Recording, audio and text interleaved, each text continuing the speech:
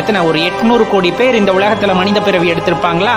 அந்த மனித பிறவி எடுத்த 800 கோடி பேத்துல எத்தனை பேத்துக்கு இறைவனின் மீது நாட்டம் இருந்தது? அப்படியே இறைவனின் மீது நாட்டம் இருந்தாலும் எத்தனை பேருக்கு சிவத்தின் மீது நாட்டம் இருந்தது? அந்த சிவத்தின் மீது நாட்டம் வருவது என்பது அவ்வளவு சாதாரண விஷயம் அல்ல. நீங்கள் உங்களை உணர்ந்து கொள்ள வேண்டும் என்று முற்பிறவிகளில் செய்த முயற்சியின் காரணமாகவே இந்த ஜென்மத்தில் நீங்கள் சிவத்தை பற்றி கொண்டிருக்கிறீர்கள் அப்படிங்கிறது தான் உண்மையான ஒரு விஷயம். அப்ப சிவத்தை உணர வேண்டும் என்ற எண்ணம் உங்களை எப்படி மாற்றுகிறது என்றால், இந்த உலகத்தில் இருப்பவை யாவும் நிலையற்றவை என்பதை உங்களுக்கு உணர வைக்கிறது. அதன் மூலமாக உண்மை பொருளை தேட வைக்கின்றது. உண்மை பொருளை தேடி நீங்கள் அலையும் போது அதற்கான வழியையும் காட்டுகின்றது அந்த சிவம். சிவனை வழிபடுறது அவ்வளவு பெரியதா?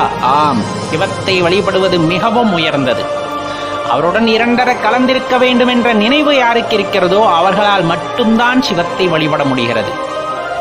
மாறாக அந்த எண்ணம் இல்லாதவர்கள் சாதாரண மனிதர்களாகவே அந்த இழி நிலையிலே தொடர்ந்து